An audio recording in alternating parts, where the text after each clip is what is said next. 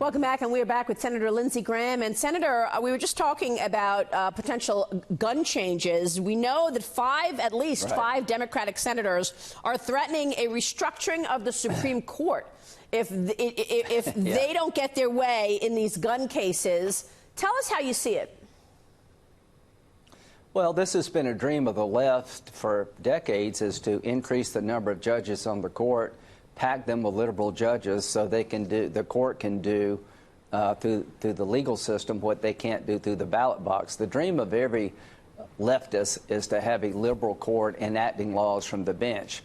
The dream of every conservative is to have judges who will interpret the law, not make the law. So when you hear expanding the court, that's code for liberals packing the court. Over my dead body, it's not going to happen. When they want to do away with electoral college, that's telling every rural American to go to hell. That would mean that Los Angeles and New York would decide who's the president. The electoral college allows rural America to have a say about picking the president. So they accuse Donald Trump of changing our system.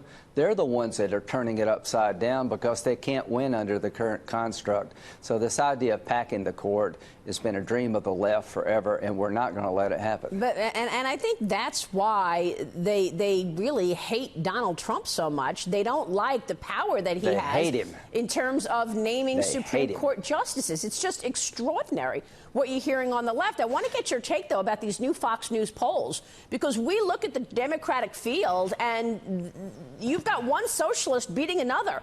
Biden is still in the lead at 31%, but look where Elizabeth Warren has come from and is now second, leading at 20%, followed by Bernie Sanders. What are your thoughts in terms of how well Elizabeth Warren is doing and Bernie Sanders, given their socialist agenda? Well, I think all the energy in the Democratic Party is with Bernie and Elizabeth Warren and the squad. I think the squad represents the heart and soul of the modern Democratic Party on domestic policy and foreign policy. I saw the polls. I've never been more confident of President Trump being reelected than I am right now, because when you get on the stage, whether it's Biden or Warren or Sanders, look at the contrast. They want to basically take your private health care away and give illegal immigrants free health care, taking your private health care away. They want high taxes. We want low taxes. They're going to gut the military.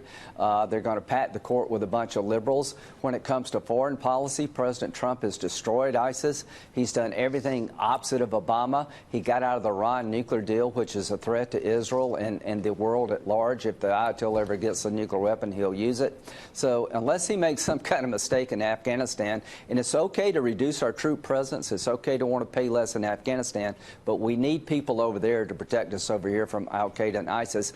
The president is going to clean their clock on the stage. When you compare what he's done with what they're going to do, weak versus strong foreign policy, high taxes versus lower taxes, health care taken away from working people to be given to illegal immigrants, he's going to win. I don't care what these polls say, because the Democratic Party is so much in a left ditch. Yeah, it's pretty incredible. I don't know what these polls are saying. I mean, if you look at every single leading Democratic candidate, they are beating Donald Trump in a head-to-head. Joe Biden, 50% versus 38%. Bernie Sanders, 48% versus 39%. And the list goes on. You're not buying this. Well, I'm not buying it. I think President Trump, if he can lead us to a solution on guns where the average American says, that's a good idea, Mr. President, let's keep guns out of the hands of dangerous people. Work with Joe Manchin and other people to find enhanced background checks. Do some things for roads and bridges. Yeah. Reach across the aisle. Try to find a solution to our problems that will help him. But here's the deal. When you compare what he has done and what he will do with what they will do, I'll make a prediction on our show. I don't think any Democrat can be president of the United States who openly advocates decriminalizing illegal entry into our country and giving illegal immigrants free health care.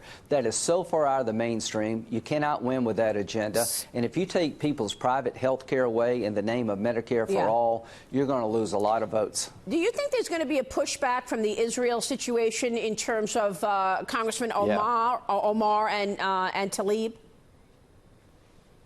Well, it's been bipartisan up to now about Israel. Those who want to destroy Israel want to destroy us. Name one radical Islamic group that wants to destroy the state of Israel that doesn't want to destroy America. The Ayatollah says death to Israel, death to America. ISIS and Al-Qaeda have pledged to destroy the Jewish state and kill infidels like us.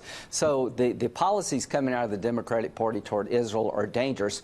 Tlaib and Omar openly calling for an economic boycott of the state of Israel, which will destroy the state of Israel. The reason she's not visiting her grandmother is because she's embraced the destruction of Israel through an economic boycott. She was offered a chance to see her grandmother. She said, all I want to do is see my grandmother. They said yes. Then she pulled the rug out from under the offer. Yes. So the bottom line here is they're radical when it comes to Israel. They're radical on the economy.